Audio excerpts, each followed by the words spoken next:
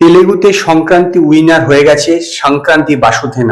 অনেকদিন বাদে ভেঙ্কটেশের একটা সিনেমা সুপার ডুপার ব্লকবাস্টার হওয়া হতে যাচ্ছে। ইতিমধ্যে এই সিনেমা 100 কোটি টাকা ক্রস করে গিয়েছিল রবিবার পর্যন্ত কালেকশনে।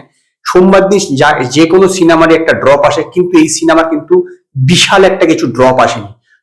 রোববার দিন এর কালেকশন হয়েছে 8,40,00,000 টাকা নেট, যেটা কিন্তু অনেক বড় ব্যাপার, এবং টোটাল কালেকশন গিয়ে দাঁড়িয়েছে 122 কোটি টাকাতে। ইয়েস, মাত্র 7 দিনের শেষে 122 কোটি টাকা। তার মানে এই সিনেমা ধরে নিতে পারেন যে 200 কোটি টাকা নেট কালেকশন কিন্তু করবে, যেটা আজ পর্যন্ত ভেঙ্কটেশের কোনো সিনেমা তার ক্যারিয়ারে আজ পর্যন্ত করতে পারেনি।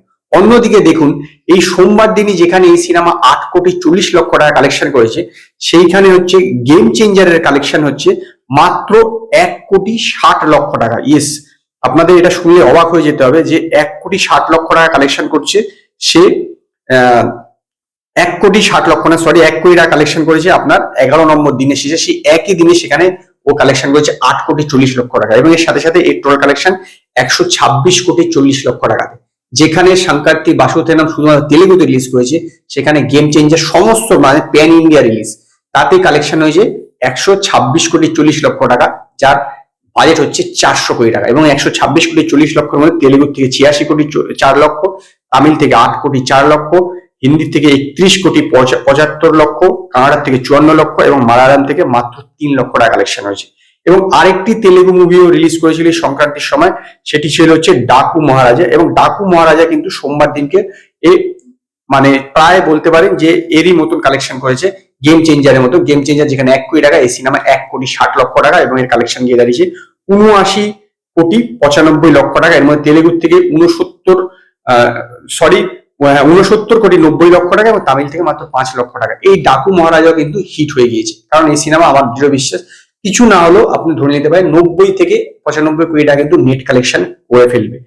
অন্যদিকে যে হিন্দি সিনেমাগুলো হয়েছে, সেই হিন্দি সিনেমার আপনারা শুনলে কিছুটা অবাক হয়ে যাবেন যে পুষ্পা 2 কথাটা আমি আগে বলিনি, কারণ পুষ্পা 2 তার 47তম দিনেও যে 47তম দিনে যেটা কালেকশন করেছে 65 লক্ষ টাকা নেট, এবং কালেকশন হয়েছে 1298,90,00,000 টাকা।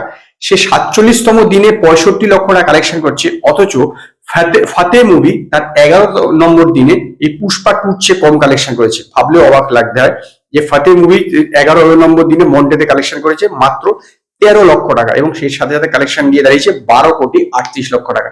কাজে বুঝতেই পারছেন ফাতে কিরকম লেভেলে ফ্লপ হয়েছে। ইভেন এই যে আজাদ এবং যে এমার্জেন্সি মুভি রিলিজ করেছে, আজাদ মুভিরও কিন্তু 4র্থ নম্বর দিন ছিল সোমবার দিন, এবং 4র্থ নম্বর দিনে তার কালেকশন গিয়ে হয়েছে মাত্র 65 লক্ষ টাকা। মানে পুষ্পা 2 কালেকশনের সঙ্গে আজাদ মুভির কালেকশন সেম, এবং এই টোটাল কালেকশন গিয়ে দাঁড়িয়েছে 5,20,00,000 টাকা। এটিও কিন্তু একটি ফ্লপ মুভি হয়ে গেছে।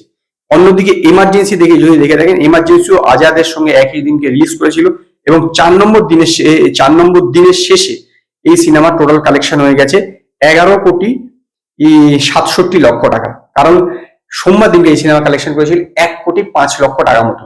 মানে এটা বোঝাই যাচ্ছে যে আজাদ, ফাতে এবং এই এমার্জেন্সি 3টে মুভি কিন্তু ফ্লপ, বলতে পারেন ডিজাস্টার হয়ে গেছে।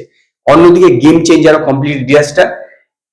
ডাকু মহারাজা এই সিনেমাটা হিট অবশ্যই, এবং যে সংক্রান্তি বাসুদেবন এই সিনেমাটা ব্লকবাস্টার হতে যাচ্ছে, কারণ 200 কোটি টাকা আমার বিশ্বাস যে এই সিনেমা লাইফ টাইম কালেকশন করবে, যেটা ভেঙ্কটেশের ক্যারিয়ারে আজ পর্যন্ত কখনো হয়নি। তো এই ছিল এই 6খানা মুভির লাইফ টাইম এই বক্স অফিস কালেকশন মন্ডের শেষে কত হয়েছিল। তো আজকে এই পর্যন্ত। যদি আপনাদের ভিডিওটি পছন্দ হয়, ভিডিওটিকে লাইক করুন, কমেন্ট করুন, শেয়ার করুন, আর নতুন নতুন আপডেটের জন্য আমার চ্যানেলকে সাবস্ক্রাইব করুন।